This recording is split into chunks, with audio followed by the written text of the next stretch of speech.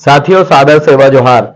जैसे अभी आपने मध्य प्रदेश सरकार और भारत सरकार के द्वारा नशा मुक्ति को लेकर एक मुहिम चलाई जा रही है कि नशा मुक्त भारत। आप एक बात सोचिए, मैं या मेरी तरह सोचने वाले कई युवा इस चीज को बार बार दिमाग में जोर देते होंगे कि जब सरकार कह रही है कि नशा मुक्त हमें देश को करना है, एक मुहिम हमें चलाना है, गांव गांव नशा मुक्ति को लेकर कैंपेन चला रही है, और दूसरी तरफ यही शासन जो दारू भट्टियों को ज्यादा से ज्यादा आहता को खोल रहे हैं, ज्यादा से ज्यादा दारू भट्टियों के स्थान चयनित करके उनको ठेका पे दे रहे हैं, और दूसरी तरफ कहते हैं कि हमें नशा मुक्त करना है, और एक तरफ भारी भरकम टैक्स वसूल रहे हैं। तो आखिरकार ये बेवकूफ बनाया जा रहा है, ये बेवकूफ सरकार है। ये दो चीज में दिमाग देना है। और आखिरकार इस तरीके से और बहुत सारी चीजें हैं जो शासन कर रही हैं। अभी देखिए विश्व आदिवासी दिवस का क्या हुआ। विश्व आदिवासी दिवस में इतना पूरे देश में, पूरा विश्व में आदिवासी एकत्रित हुआ और उन्होंने अपना विश्व आदिवासी दिवस के दिन अपने हक अधिकार को लेकर संदेश दिया, अपनी संस्कृति को बचाने के लिए, अपने पारंपरिक नृत्य को जिंदा रखने के लिए, और अपना वजूद को बताया कि इस देश में आदिवासी है। और सड़कों में निकल के मैं धन्यवाद अदा करता हूं तमाम आदिवासी भाइयों का, जो भले ही आंदोलन कार्यक्रम और हक अधिकार के लिए नहीं निकले, लेकिन आप आदिवासी दिवस के दिन तो निकले।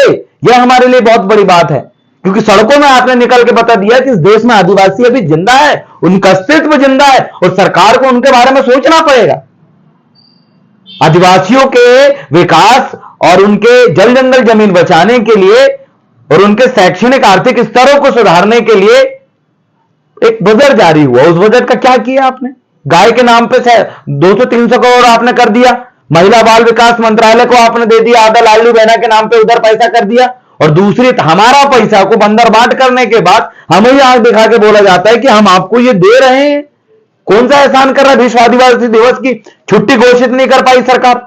शर्म करना चाहिए उन भाजपा से जुड़े आदिवासी नेताओं का, जो भाजपा में रहकर बड़े पदों में पहुंचकर विधायक, सांसद, मंत्री, विधायक और राष्ट्रपति बनने के बाद भी अपने समाज के लिए विश्व आदिवासी दिवस की छुट्टी घोषित आप नहीं करा पाए। धिक्कार है आपकी राजनीति पे, धिक्कार है आपके ऐसे सचेत होने पे। इतने वरिष्ठ पदों में जाने के बाद भी। और अब मैं तो कहता हूं, कभी भी अगर भाजपा का कोई नेता, भाजपा से जुड़ा कोई आदिवासी या कोई विधायक, सांसद अगर कभी आपको दिखे तो उससे पहला सवाल यही करो, तुम अपने समाज के अस्तित्व का सबसे बड़ा दिन, जहां पर पूरे 192 देशों के आदिवासी एकत्रित सड़कों में निकलकर होते हैं और आंदोलन करते हैं, प्रदर्शन करते हैं, अपने वाद्य यंत्र, नाच गाना दिखाते हैं, अपने वजूद होने का बताते हैं, शासन प्रशासन को बताते हैं कि आप हम पे अत्याचार मत करो, पूरा देश का आदिवासी। लेकिन एक तरफ आप सोच के देखिए, सरकार छुट्टी घोषित नहीं कर रही है और मुर्दे सांसद अपने उस अस्तित्व को, उस साबित करने वाले दिन को स्पेशल सेलिब्रेट नहीं कर पा रहे हो, अब सड़कों में निकल नहीं पा रहे हो। अब गुलामी के सबूत आपने दे चुका है। विश्व आदिवासी दिवस की छुट्टी घोषित ना करना मतलब भाजपा में शामिल वरिष्ठ नेताओं का गुलाम होना है, उनका दास होना है। मैं दास कहूंगा, गुलाम नहीं कहूंगा। गुलाम तो हमेशा आजादी के लिए संघर्ष करता है, गुलाम आजाद होने के लिए सोचता है, लेकिन दास गुलाम भी होता है और वो दास है, इसलिए उसके दिमाग में कभी आजादी की बात नहीं आती, लेकिन हमारे दिमाग में तो है। और रही बात शासन सत्ता में बैठे लोग, वो तो आदिवासियों को खत्म करना चाहते हैं, इस देश की जनता जनार्दन को नशा में डूब कर खत्म करना चाहते हैं। इसीलिए आप खुलेआम दारू बिकवाया जा रहा है, कम उम्र के लोग गांव गांव में दारू पी रहे हैं, और कोई अगर शिकायत कर रहा है कि यहां पर खुलेआम दारू बिक रही है तो कोई कार्रवाई उसमें नहीं हो रही है। दूसरी तरफ कहते हैं, डंका पीटा जा रहा है कि नशा मुक्ति, ये कथनी और करनी और, ये और कहीं दिखाइएगा माननीय प्रधानमंत्री जी और यहाँ के मध्य प्रदेश के मुख्यमंत्री जी। जनता जनार्दन सब सोच रही है, सरकार हमेशा सही है, सरकार हमेशा जनता के हित में ही फैसला करेगी, इस मानसिकता को हमने त्याग चुका है और हमें सरकार से धीरे धीरे विश्वास उठने लगा है। आप इतना मजबूर मत करिए कि बांग्लादेश के जैसे जनता जनार्दन को सड़कों में आना पड़े और देश और प्रदेश का मुखिया देश छोड़कर भागना पड़े, इतना मजबूर मत करिए, क्योंकि जनता जनार्दन है, ये एक लिमिट तक सहन करेगी। अगर लिमिट क्रॉस अगर होता है तो कोई भी बर्दाश्त नहीं करेगा। आप मनचाहे कोई भी फैसला करके नियम कानून बना देते हो, आप मनचाहे वैकेंसी निकालते हो, बाद में पेपर लीक करवा देते हो, ये आखिर कब तक चलेगा? एक बार, दो बार, तीन बार ट्रेनें हमने देख दुर्घटना हो रही, आए दिन पर डे कहीं ना कहीं ट्रेन दुर्घटनाग्रस्त हो रही। कहीं ना कहीं पुल गिर रहा है, कहीं रोड धंस जा रही। ये किस चीज का विकास है? कौन सा विकास है? भ्रष्टाचार की बुनियाद में होने वाला इस विकास की नैया को सभी ने अपनी आंखों से देखा है और हमने हर मुसीबत के समय को झेला है। आपने किस तरीके से कोरोना के नाम पे हमें बेवकूफ बनाया। आज जिस कोरोना के खिलाफ लोग बोलते, जिस कोरोना के बारे में बात होती है, सरकार उनकी आईडी बंद कर दे, उनके ऊपर एफआईआर दर्ज करने की धमकी दे रही थी। जिस कोरोना को इतना बड़ा चढ़ा के बताया जा रहा था, जिस नकली कोरोना के लिए थाली पिटवाई जा रही थी, दिया जलवाए जा रहे थे, बाद में पता चला है कि वो जो कोरोना है उसकी जो वैक्सीन है वो उसी से ही सबसे ज्यादा लोग मरे जितना कोरोना से नहीं मरे। कोरोना एक साधारण टाइफाइड और पीलिया की बीमारी जैसी थी, गांव के झोला छाप डॉक्टरों ने ठीक कर दिया।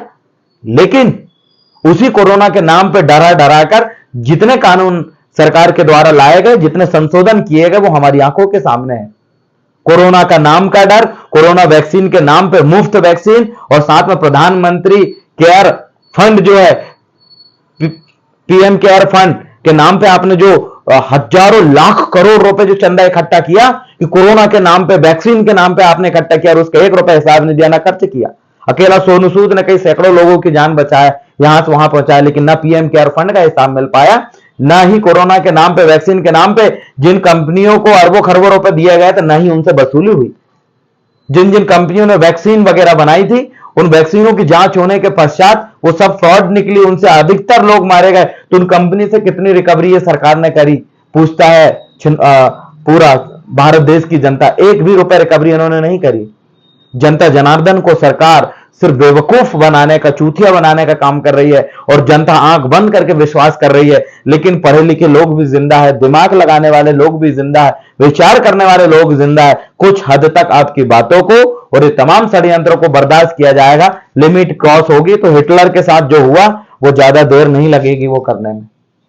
इसलिए समस्त जनता जनार्दन से भी मैं अपील करना चाहता हूं कि शासन की तमाम योजना, बनाए गए कानून की हर एक पहलुओं को समझिए, लाई गई योजना के पीछे के महत्व को समझिए। लाडली बहना के नाम पे इन्होंने लाया और आज आदिवासी का जो पैसा विकास के लिए आया था उसको 200-250 करोड़ रुपए उधर पहुंचा दिया गया। आदिवासियों के नाम का पैसा उधर पहुंचा दिया और आज भी आदिवासी सड़कों में बनी मजदूरी कर रहा है, बाहर पलायन कर रहा है, मजदूरी करने पे आतुर है, इस हालात पे जिंदा है। आज आपको इस बारे में विचार करना पड़ेगा कि आखिरकार हमें इस सरकार के इन मंसूबों को समझते हुए कैसे आगामी समय में हर एक षड्यंत्रों से निपटना है, क्योंकि आने वाले 6 महीने बाद फिर एक नया षड्यंत्र आने वाला है और लगातार आते रहेगा। शासन का हौस उड़ाना जरूरी है, सवाल करना जरूरी है। हां पे हां मिलाना बंद करिए, सवाल करना शुरू करिए, तब जाके आपका और हमारा और इस पृथ्वी में जीव जगत जिंदा रहेगा। अन्यथा षड्यंत्रों के शिकार हम होते रहेंगे। ऑक्सीजन का महत्व कोरोना के समय आपने समझा कि ऑक्सीजन कितना मायने रखता है, और आज देखिए पूरा का पूरा जंगल काटा जा रहा है और बोला जा रहा है कि उसके नाम पे हमने इतने लाख पेड़ लगाए। अरे इतने लाख पेड़ लगाए, कितने पेड़ सक्सेस हुआ देखिए, ना के बराबर।